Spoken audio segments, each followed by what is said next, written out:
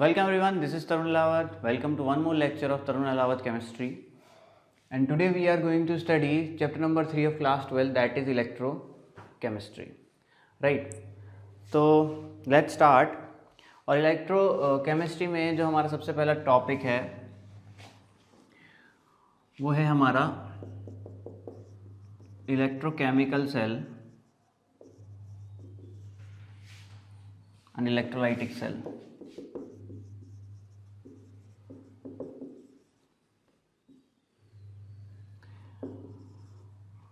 बच्चों what is electrochemical cell? Electrochemical cell वो battery होती है एक तरीके से which converts chemical energy into electrical energy. ठीक है, chemical energy to electrical energy, यानी कि जो भी आपके घर में सेल्स हैं या बैटरी है that is a electrochemical cell. Right. Then what is electrolytic cell? Electrolytic cell वो होता है विच कन्वर्ट्स, इसका just opposite, electric energy to chemical energy. That is what electrolytic cell do. यानी कि फॉर एग्जांपल जिस time हम अपनी battery को चार्ज कर रहे होते हैं तो वो बिहेव कर रही होती है इलेक्ट्रोलाइटिक सेल की तरह, क्योंकि उस वक्त क्या हो रहा है, हम उसमें इलेक्ट्रिकल एनर्जी डाल रहे हैं और वो इलेक्ट्रिकल एनर्जी उसमें स्टोर हो रही है in the form of chemical energy. Right. तो ये बात हुई इंट्रोडक्शन टू इलेक्ट्रोकेमिस्ट्री. इसमें हम दो चीज़ें पढ़ने वाले हैं, electrochemical cell and electrolytic cells के बारे में. राइट. तो शुरुआत करेंगे हम इलेक्ट्रोकेमिकल सेल से. राइट. सबसे पहले हम क्या पढ़ने जा रहे हैं, इलेक्ट्रोकेमिकल सेल. तो electrochemical cell basically is made up of two half cells, और हम ये कह सकते हैं दो इलेक्ट्रोड से बना हुआ है. इलेक्ट्रोड 1 और इलेक्ट्रोड 2, उन दो हाफ सेल्स को जब हम जोड़ते हैं तो हमको एक पूरा इलेक्ट्रोकेमिकल सेल मिल जाता है. इससे पहले हम आगे बढ़ें, इलेक्ट्रोड क्या होती है या हाफ सेल क्या होता है उसके बारे में जान लेते हैं. देखिए सबसे पहले एग्जाम्पल लेते हैं कि लेट्स सपोज मैं जिंक का रिएक्शन H2SO4 के साथ कराऊँ तो मुझे क्या मिलेगा, ZnSO4 and hydrogen gas. Right. ये क्लास 10th में भी हमने इस टाइप के रिएक्शंस पढ़ चुके हैं. आपने देखा था रिएक्टिविटी सीरीज. रिएक्टिविटी सीरीज में जिंक क्या होता है, हाइड्रोजन से ऊपर होता है, तो वो हाइड्रोजन को रिप्लेस कर सकता है, डिस्प्लेसमेंट रिएक्शन हो जाता है. लेकिन अगर उल्टा कराया जाए, यानी हाइड्रोजन का रिएक्शन ZnSO4 के साथ कराया जाए तो ये रिएक्शन प्रोसीड नहीं करेगा. राइट. ये सब हम ऑलरेडी पढ़ चुके हैं, है ना. अब जिंक ये रिएक्शन करने के लिए तैयार है हाइड्रोजन के साथ, लेकिन हाइड्रोजन ये रिएक्शन करने के लिए तैयार नहीं है. ठीक है. इसके पीछे कारण क्या है? इसके पीछे कारण ये है, देखो हर मॉलिक्यूल की अपनी कुछ ना कुछ पोटेंशियल एनर्जी होती है. राइट. फिजिक्स के चैप्टर नंबर 2 में आप पोटेंशियल एनर्जी पढ़ चुके होंगे. ठीक. तो पोटेंशियल एनर्जी क्या होती है कि भाई अगर let's suppose there is system of two charge Q1 and Q2 separated by some distance, तो सिस्टम की क्या होती है, कुछ पोटेंशियल एनर्जी होती है, and that potential energy is equals to 1/4πε0 Q1 Q2 over R, है ना. ये हम chapter number 2 of physics that is potential and capacitance उसमें पढ़ चुके हैं. अब हर सिस्टम की कुछ ना कुछ पोटेंशियल एनर्जी होती है. तो सिमिलरली H2SO4 ZnSO4 ये भी क्या है, सिस्टम ऑफ चार्जेस. यहाँ पे क्या है, सल्फेट का आयन है, SO4 2- आयन है, यहाँ पे हाइड्रोजन का प्लस आयन है. राइट. तो एक सिस्टम है चार्जेस का सेपरेटेड बाय सम डिस्टेंस. तो हर मॉलिक्यूल की अपनी कुछ न कुछ पोटेंशियल एनर्जी होती है. अब क्या होता है कि ये नेचर का नियम है, this is the law of nature, कि every system in this universe tends to remain in lower energy state. ठीक है. कम से कम एनर्जी स्टेट में रहना पसंद करता है कोई भी सिस्टम. तो अभी क्या हो रहा है, जैसे ही H2SO4 को ZnSO4 में कन्वर्ट करने का मौका मिलता है, ये कन्वर्ट हो जाता है तुरंत, है ना. जैसे ही H2SO4 के साथ के सामने जिंक आया, इसने रिएक्शन कर लिया और क्या बन गया, ZnSO4. ऐसा क्यों हुआ? ऐसा इसलिए हुआ क्योंकि H2SO4 की पोटेंशियल एनर्जी ज़्यादा होती है और ZnSO4 की पोटेंशियल एनर्जी कम होती है, और कोई सिस्टम कहाँ जाना चाहता है, लोअर एनर्जी स्टेट में जाना चाहता है. तो अगर मान लो लेट्स सपोज एग्जाम्पल इसकी 100 यूनिट एनर्जी है तो हो सकता है इसकी 50 यूनिट एनर्जी हो. ठीक. अब रिएक्शन अगर उल्टा हो रहा है, ZnSO4 अगर ये रिएक्शन फॉर एग्जांपल प्रोसीड कर जाए, H2SO4 का रिएक्शन ZnSO4 से कराएं और हमको क्या मिले, H2SO4 प्लस Zn, तो आप कहाँ जा रहे हो, 50 यूनिट की पोटेंशियल एनर्जी से 100 यूनिट की पोटेंशियल एनर्जी में, which is by nature not possible. Nature ऐसा नहीं करना चाहेगा, नेचर इसलिए ऊपर वाले रिएक्शन को फॉलो करता है, नीचे वाले को फॉलो नहीं करता। तो जो रिएक्टिविटी सीरीज हमने बनाई है बेस्ड ऑन दिस फंडा, जो ये फंडा है हमारे पास, ये जो थियरी है हमारे पास, ये जो फिजिक्स है हमारे पास, इसी बेसिस पे हमने क्या तैयार करा है, रिएक्टिविटी सीरीज को तैयार करा है। समझ में आई बात? ठीक। अच्छा, तो ये बात आपको समझ में आ गई होगी। और थोड़ा सा आगे बढ़ लेते हैं। अब लेट्स सपोज कि मेरे पास एक सेल है, सेल के कंटेनर है, और कंटेनर के अंदर हमने यहाँ पर क्या डाला हुआ है, H2SO4 डाला हुआ है, ठीक। और इसके अंदर हमने क्या लगा दी हैं, 2 इलेक्ट्रोड लगा दी हैं, राइट। 2 इलेक्ट्रोड लगा दी हैं, एक इलेक्ट्रोड है कॉपर की, एक इलेक्ट्रोड है जिंक की। मैं जस्ट एक एग्जांपल दे रहा हूँ, इसी तरीके से ये सेल नहीं बनाते, लेकिन एक एग्जांपल दिया है मैंने आपको, ठीक है। अब 2 इलेक्ट्रोड यानी 2 मेटल की हमने रॉड्स लगा दी हैं, कॉपर और जिंक, और H2SO4 यहाँ पे क्या है, एक इलेक्ट्रोलाइट है। अब इलेक्ट्रोलाइट क्या करता है, इलेक्ट्रोलाइट तो ब्रेक हो जाता है, डिसोसिएट हो जाता है, यानी ये H+ आयन्स में और सल्फेट आयन में ब्रेक हो जाएगा, है ना, डिसोसिएट हो जाता है इलेक्ट्रोलाइट, राइट। या कोई भी सॉल्ट जो होता है वो सॉल्यूशन में क्या हो जाता है, डिसोसिएट हो जाता है। तो ये डिसोसिएटेड होंगे, H+ अलग हो जाएगा, सल्फेट आयन अलग हो जाएगा। अब क्या होता है देखो, जिंक क्या कर चाहता है, जिंक रिएक्शन करना चाहता है सल्फेट के साथ, एंड क्या फॉर्म करना चाहता है, ZnSO4 फॉर्म करना चाहता है, राइट। ठीक, जिंक क्या करना चाहता है भाई, अभी हमने रिएक्शन पढ़ा, zinc plus H2SO4 gives you ZnSO4 plus H2, right. अब जिंक क्या चाहता है, जिंक चाहता है कि भाई कि वो क्या करे, सल्फेट के साथ जुड़ जाए और क्या बना ले, जिंक सल्फेट। अब यहाँ पे जिंक किस फॉर्म में है, Zn2+ की फॉर्म में, और सल्फेट 2- की फॉर्म में है। तो जिंक को सल्फेट के साथ अगर जुड़ना है तो जिंक को किस में कन्वर्ट होना पड़ेगा, पहले Zn2+ में, और Zn2+ में कन्वर्ट होने के लिए उसको 2 इलेक्ट्रॉन लूज करने होंगे, है ना, उसको 2 इलेक्ट्रॉन लूज करने होंगे। तो अगर उसको 2 इलेक्ट्रॉन लूज करने हैं तो यानी ये जो जिंक है इसको क्या बनना है, Zn2+ बन के क्या करेगा, ZnSO4 के साथ कंबाइन हो जाएगा सल्फेट के साथ और ZnSO4 बना लेगा। तो उसके लिए इसको क्या करना है, 2 इलेक्ट्रॉन लूज करना है। यानी ये पूरी की पूरी इलेक्ट्रोड जो है इलेक्ट्रॉन को लूज करना चाहती है, ये पूरी की पूरी इलेक्ट्रोड क्या होती है, इलेक्ट्रॉन को लूज करना चाहती है। अब जिंक सल्फेट के साथ जुड़ना चाहता है तो सल्फेट इधर हो जाते हैं और H+ इधर इकट्ठे हो जाते हैं, ठीक। तो अगर मैं क्या करूं, अब मैं क्या करूं कि अगर मैं यहाँ एक वायर कनेक्ट कर दूं और बीच में लेट्स सपोज एक बल्ब लगा दूं और इस तरीके से कनेक्शन कर दूं, तो क्या होगा, जिंक इलेक्ट्रॉन लूज करना शुरू कर देगा, यानी धड़ाधड़ यहाँ से क्या हो जाएंगे, इलेक्ट्रॉन निकलने शुरू होंगे, जो कि फिर इधर भागेंगे, राइट। आपने जैसे ही इलेक्ट्रॉन्स को निकलने का तरीका दे दिया तो इलेक्ट्रॉन्स क्या होंगे, यहाँ से निकलने शुरू हो जाएंगे, बल्ब ग्लो हो जाएगा, इलेक्ट्रॉन्स यहाँ रीच करेंगे। जब इलेक्ट्रॉन्स यहाँ रीच करेंगे वो क्या पहुँचेंगे, ये अब क्या है, अब सल्फेट तो जुड़ना शुरू हो गया जिंक के साथ, अब जो H+ है वो अलग रह गया, ठीक है। तो H+ क्या करेंगे, H+ यहाँ से इलेक्ट्रॉन को एक्सेप्ट करके, जो 2 H+ हैं आपके, वो इलेक्ट्रॉन्स को एक्सेप्ट करेंगे और क्या हाइड्रोजन गैस बन के निकलना यहाँ से शुरू हो जाएंगे। तो देखो क्या हुआ, बेसिकली एक रिएक्शन हुआ है ना, जिंक किस में कन्वर्ट हुआ है, ZnSO4 में, और हाइड्रोजन इवॉल्व हुई है इस सेल में। जिंक किस में कन्वर्ट हुआ है, ZnSO4 में, और हाइड्रोजन क्या हुई है, इवॉल्व हुई है। तो एक रिएक्शन हुआ है, लेकिन उस रिएक्शन के दौरान जो इलेक्ट्रॉन का ट्रांसफर हुआ उसका हमने यूज़ कर लिया और हमने अपना जो भी अपैरेटस था उसको ग्लो करा लिया, जैसे बल्ब था या कोई और अपैरेटस हो। तो इस तरीके से एक इलेक्ट्रोलाइटिक सेल वर्क करता है, राइट। अच्छा, अब सॉरी इलेक्ट्रोकेमिकल सेल वर्क करता है, इलेक्ट्रोलाइटिक बोल दिया मैंने। अब आगे बढ़ लेते हैं थोड़ा सा। अब हाफ सेल क्या होता है, देखो ये इलेक्ट्रोड क्या होती है कि जैसे कि मैं एक सेल बनाता हूँ, ठीक है। अब मैंने इसके अंदर क्या डिप कर दिया, एक जिंक की मेटल की इलेक्ट्रोड डिप कर दी, और इसके अंदर एक ऐसा इलेक्ट्रोलाइट है जिसके अंदर क्या है, Zn2+ आयन्स हैं, ठीक है।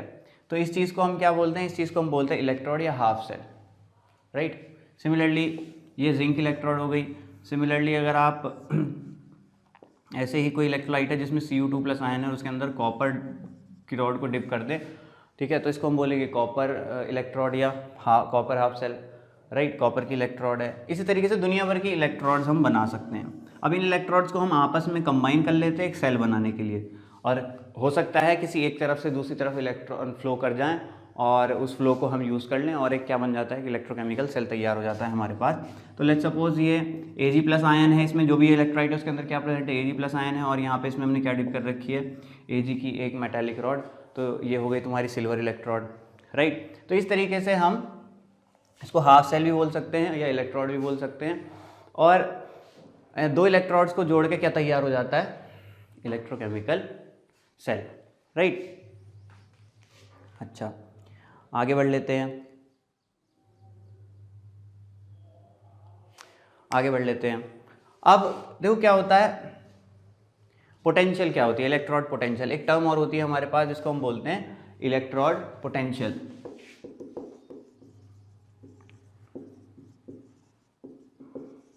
अब पोटेंशियल आप जानते हो, केमिस्ट्री फिजिक्स के चैप्टर नंबर 2 में आप पोटेंशियल पढ़ चुके हो। Potential in other words voltage भी बोलते हैं, end voltage is what, energy, energy of 1 unit charge. एक यूनिट चार्ज की जो एनर्जी होती है, जिस एनर्जी से एक चार्ज चलता है, एक कूलम चार्ज जिस एनर्जी से चलता है उसको हम बोलते हैं पोटेंशियल।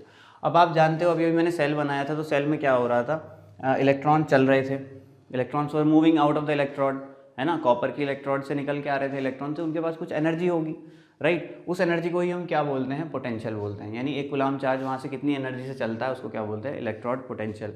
अब जैसे ये जिंक इलेक्ट्रोड है, ठीक है, या कॉपर इलेक्ट्रोड है, या सिल्वर इलेक्ट्रोड है, हो सकता है एक इलेक्ट्रोड से इलेक्ट्रॉन निकलने की कोशिश कर रहा हो, निकलना चाहता हो, राइट। तो वो कितनी एनर्जी से वहाँ से निकलना चाहता है, कितनी एनर्जी लेके वहाँ से निकलना चाहता है, उसको हम क्या बोलते हैं, electrode potential of that electrode. अब इलेक्ट्रोड पोटेंशियल को मेजर करना इज़ नॉट पॉसिबल, किसी भी इलेक्ट्रोड की इलेक्ट्रोड पोटेंशियल को मेजर करना पॉसिबल नहीं है, लेकिन हम पोटेंशियल डिफरेंस मेजर कर सकते हैं। यानी कि अगर हम दो इलेक्ट्रोड्स को जोड़ दें, ठीक है, तो क्या होगा, एक इलेक्ट्रोड से इलेक्ट्रॉन निकलेंगे, दूसरे इलेक्ट्रोड की तरफ जाएंगे, तो वो कितनी एनर्जी से जाएंगे, उस एनर्जी को हम कैलकुलेट कर सकते हैं, क्या कहते हैं, उन दोनों की पोटेंशियल का डिफरेंस पता करके। यानी यहाँ पे उन दोनों इलेक्ट्रोड जो होंगी उनके अराउंड हम वोल्ट मीटर लगा देंगे और हमको पता लग जाएगा कि पोटेंशियल डिफरेंस दोनों इलेक्ट्रोड्स के बीच में कितना है। तो हम एक इलेक्ट्रोड की पोटेंशियल को पता नहीं कर सकते हैं, लेकिन हम पोटेंशियल डिफरेंस पता कर सकते हैं दो इलेक्ट्रोड्स के बीच में क्या है, एक वोल्ट मीटर को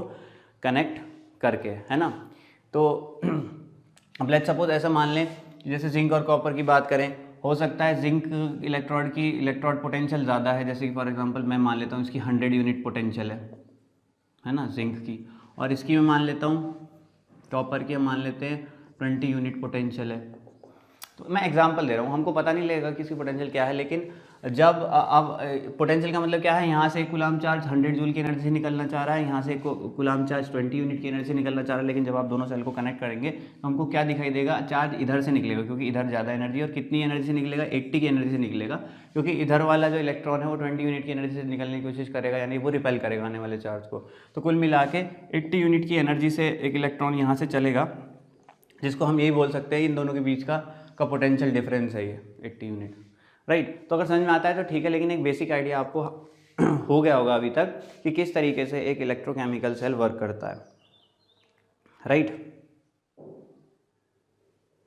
अच्छा, चलिए आगे बढ़ लेते हैं।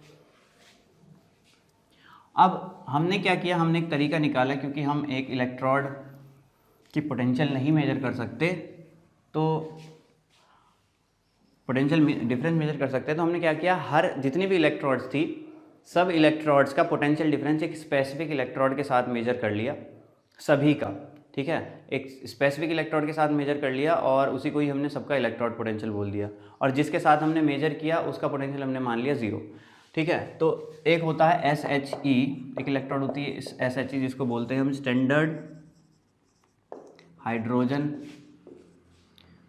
इलेक्ट्रोड, और इसकी पोटेंशियल को हम मान के चलते हैं कि 0 है, इसकी पोटेंशियल को हम मान के चलते हैं कि 0 है। अब ये इलेक्ट्रोड हम कैसे बनाते हैं कि इसमें हम क्या करेंगे कि एक इलेक्ट्रोलाइट ले लेंगे जिसके अंदर क्या है, H+ आयंस अवेलेबल है, ठीक है। अब हाइड्रोजन इज अ गैस, तो उसके लिए हम क्या करते हैं, हाइड्रोजन इलेक्ट्रोड, एक गैस की इलेक्ट्रोड हम कैसे बनाते हैं, यहाँ पे एक ट्यूब लगाएंगे, ठीक है, एक ट्यूब लगाएंगे और इसके अंदर हाइड्रोजन बबल करेंगे, और यहाँ पे एक वायर लगा के उस पर एक छोटा सा मेटेलिक पीस प्लेटिनम का वो लगा देंगे हम, ये एक वायर हो गया, और ये क्या है, प्लेटिनम मेटल है, ठीक है। प्लेटिनम में क्या होती है, एड्जॉर्बिंग प्रॉपर्टी होती है, गैसेस उस पर चिपक जाती हैं।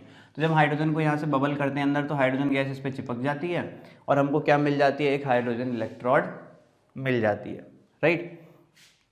ठीक, तो ये हो गई हमारी हाइड्रोजन इलेक्ट्रोड, राइट। अच्छा,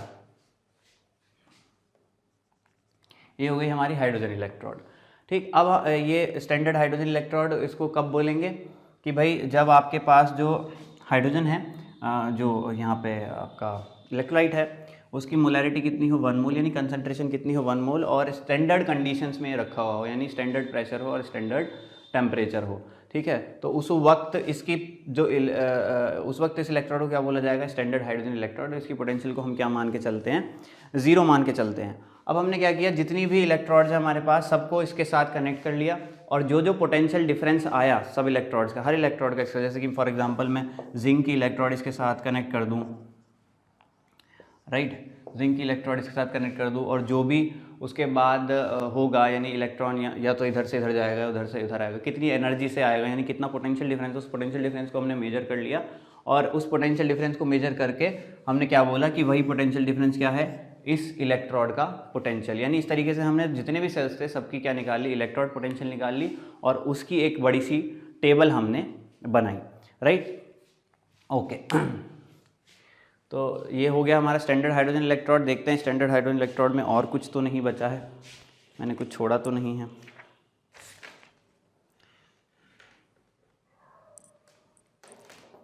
ठीक है, ओके। तो यहाँ पे वो ये लिख देता हूँ, चलो टेम्परेचर कितना होना चाहिए 25 डिग्री सेल्सियस और प्रेशर कितना होना चाहिए 1 बार। तो इन कंडीशंस में इस हाइड्रोजन इलेक्ट्रोड को हम क्या बोलेंगे, स्टैंडर्ड हाइड्रोजन इलेक्ट्रोड। और अगर टेम्परेचर चेंज हो गया, प्रेशर चेंज हो गया, तो तब ये नॉन स्टैंडर्ड हो जाएगी, नॉन स्टैंडर्ड हाइड्रोजन इलेक्ट्रोड। ठीक है, अच्छा, चलिए अब आगे बढ़ते हैं।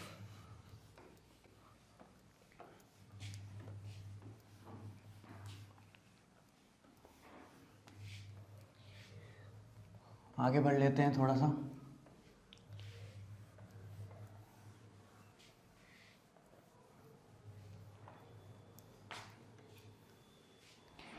तो अब क्या होगा कि भाई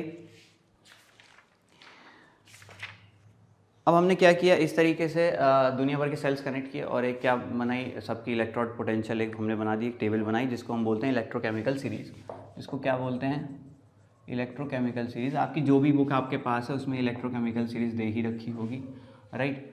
तो इसको हम बोलते हैं इलेक्ट्रोकेमिकल सीरीज़। अब इलेक्ट्रोड पोटेंशियल जो हमारे पास सीरीज़ है, मैं कुछ इसमें से इंपॉर्टेंट इलेक्ट्रोड पोटेंशियल आपको लिखवा देता हूँ। ठीक है, बहुत सारी तो नहीं लिखवाऊँगा मैं, बाकी आप अपनी बुक में जो भी टेबल है, ठीक है, उसको देख सकते हैं जब भी आपको ज़रूरत होगी।